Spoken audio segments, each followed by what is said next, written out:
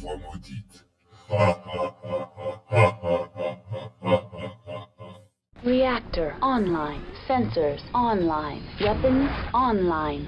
All systems nominal. Bonjour à toutes et à tous, et bienvenue sur La Voix Maudite. Aujourd'hui, nous continuons notre exploration des mecs de la boîte de démarrage Alpha Strike en nous intéressant au dernier mec de la sphère intérieure de la boîte. N'hésitez pas à rejoindre la cause en vous abonnant, en partageant, likant et commentant cet audio. Devenez vous aussi des émissaires de La Voix Maudite en nous aidant à porter loin notre passion commune. On se retrouve aujourd'hui pour commenter l'Archer. Véritable fantasme de précision, ce battlemech a été conçu pour être la plateforme lance-missile la plus efficace de l'univers connu de Battletech. Comme d'habitude, nous commencerons par un bref aperçu de l'historique du mech, ainsi que de son équipement dans sa version classique. Nous poursuivrons par une analyse des deux figurines produites par Catalyst Game Labs, et enfin, nous nous attaquerons à deux profils jouables dans la version des règles d'Alpha Strike. Vous êtes sur La Voix Maudite, et bienvenue pour votre épisode de Mon mec à moi.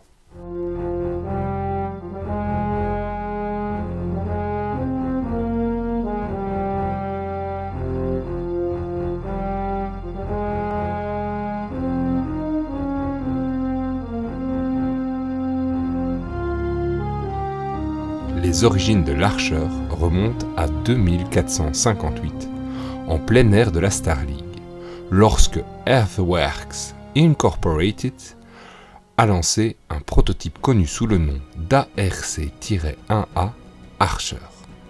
La construction d'un nouveau battlemech d'appui-feu lourd a été créée à la demande des forces armées de l'hégémonie terrienne, la FAH. La conception de l'Archer a pris près de 9 ans pour être finalisée.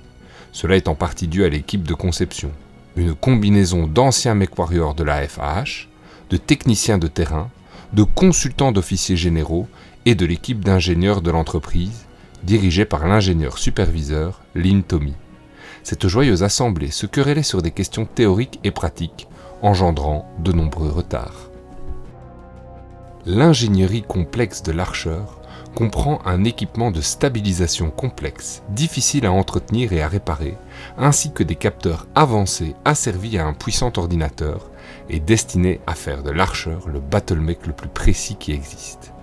Cependant, le prototype final a abandonné ses exigences au profit d'un cadre plus robuste et plus lourdement blindé. C'est actuellement toujours le cas. L'Archer initial a connu un tel succès qu'il est resté la norme dans l'hégémonie terrienne pendant plus d'une décennie et demie, jusqu'à ce que les progrès technologiques permettent à Earthworks Incorporated de produire un modèle plus efficace. Introduit en 2474, l'ARC-2R Archer est devenu l'un des battlemechs disponibles les plus connus et les plus utilisés. Contemporain de mecs tels que le Thunderbolt et le Banshee, le rôle principal de l'Archer est l'appui-feu. Bien qu'au début de sa carrière au combat, il ait été considéré comme un mech d'assaut capable de se battre à longue distance. Il a été utilisé dans une variété d'autres rôles. Plus de 100 000 Archers ont été produits entre son introduction et le début de la première guerre de succession, avec des dizaines de milliers de ces variantes produites au fil des siècles. Bien que beaucoup ont été détruites ou démantelées pour les pièces de rechange, ils sont restés un spectacle courant dans les armées des grandes maisons, avec 6 usines différentes produisant de nouveaux archers tout au long des guerres de succession. La récupération du Helm Memory Core a eu un effet profond sur le développement de l'Archer. De nouvelles variantes ont été introduites en utilisant la Lost Tech, donnant au vénérable mech quelques nouvelles astuces pour surprendre ses adversaires. Au moment de l'invasion des clans, en 3050, la plupart des principaux fabricants étaient passés à la construction de ces nouvelles variantes pour la Ligue des Mondes Libres, le Commonwealth fédéré, la République libre de Razalak et les Wolves Dragon, des mercenaires affiliés à la sphère intérieure. Seul Vandenberg Mechanized Industries a continué à construire des archers ARC-2R originaux pour le Concordat taurien. Des variantes plus récentes et plus avancées de l'Archer ont continué à être développées au fur et à mesure que la technologie progressait dans les années qui ont suivi. L'Archer est principalement armé d'une paire de lanceurs de missiles Doombud LRM-20, avec 4 tonnes de munitions, assez pour 2 minutes de tir continu. Les munitions sont réparties entre les torses latéraux. Lorsque la conception était encore relativement inconnue, certains pilotes d'Archer étaient connus pour garder leurs portes de baie de missiles fermées afin de tromper l'ennemi. Mais cette astuce a depuis bien longtemps perdu son effet. Pour les situations de combat rapprochés, l'Archer transporte 4 lasers moyens Diverse Optics type 18. Chaque bras est équipé d'un laser, les 2 autres étant montés sur une tourelle située au centre, au-dessus du cockpit, leur donnant un champ de tir dégagé pour attaquer les cibles derrière le mec. Bien qu'il ne soit pas un combattant au corps à corps particulièrement habile, les points de combat surdimensionnés de l'Archer le servent bien au corps à corps et lui permettent de voler facilement des fournitures lorsqu'il participe à un raid. L'Archer est protégé par 13 tonnes de blindage et a une vitesse de croisière de 44,1 km/h. Cependant, il souffre d'un système de gestion de la chaleur médiocre, avec seulement 10 dissipateurs thermiques pour évacuer la chaleur perdue. Un Archer tirant à la fois des lanceurs LRM et ses lasers commencerait rapidement à surchauffer. L'Archer a souffert d'être si commun.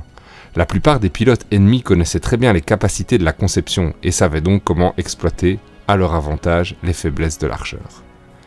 La caractéristique la plus unique de l'Archer, comparée à d'autres humanoïdes mecs, est son placement dans le cockpit, situé sous le torse central. Bien que donnant au MechWarrior une perspective unique sur le champ de bataille, ce placement n'offre aucune protection supplémentaire, car il se trouve sous la ceinture de blindage du torse qui protège le gyroscope et le moteur des tirs ennemis.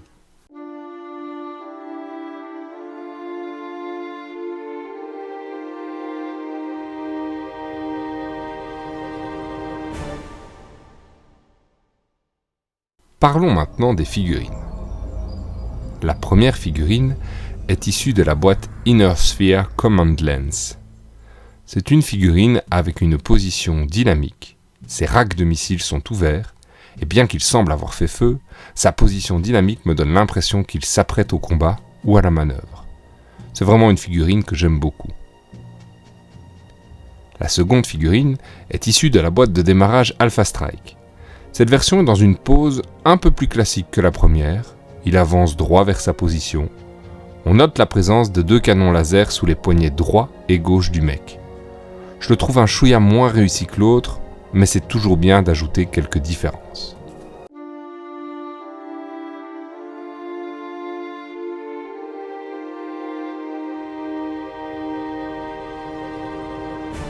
Je vous propose à présent de passer en revue 2 profils.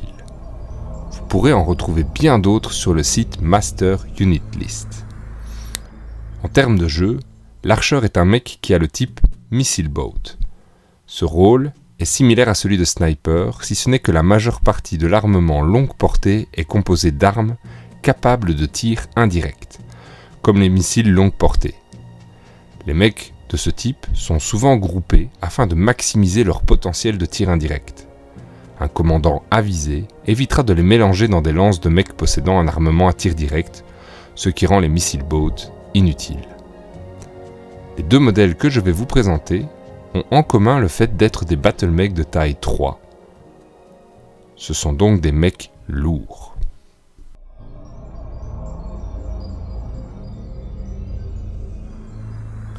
Tout d'abord, je vous présente le ARC-2R. C'est le modèle le plus classique, c'est un modèle qui coûte 39 points, qui a un TMM de 1, un mouvement de 8.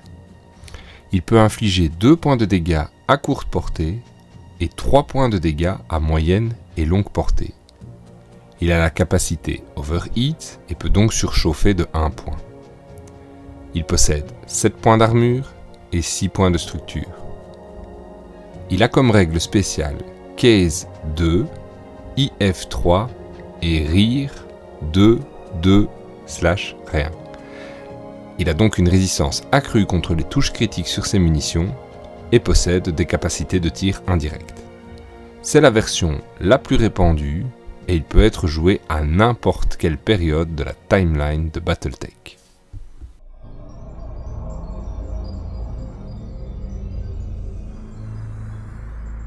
Analysons maintenant le ARC-7C. Ce modèle coûte 50 points, a un TMM de 2, un mouvement de 10. Il peut infliger 5 dégâts à courte et à moyenne portée et 4 dégâts à longue portée. Il n'a pas de capacité d'overheat. Il possède lui aussi 7 points d'armure et 6 points de structure. Et il a les règles spéciales IF2, LRM 1/2/2 et RIR 1/1/rien. On remarque donc qu'ici cette version perd la règle spéciale Case 2 et n'a donc plus de possibilité d'avoir une résistance accrue contre les touches critiques sur ses munitions, mais qu'il gagne d'autres possibilités de tir indirect, en plus d'avoir des dégâts considérablement améliorés à courte, moyenne et longue portée. Cette version n'est jouable que pour les périodes du Dark Age et de l'île Clan.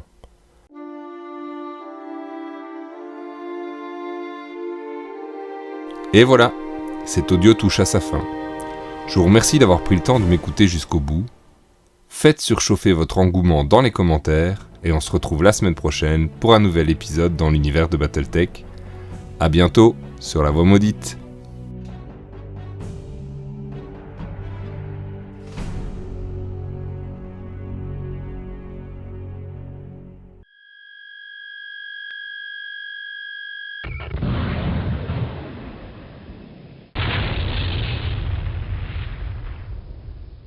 Communications offline.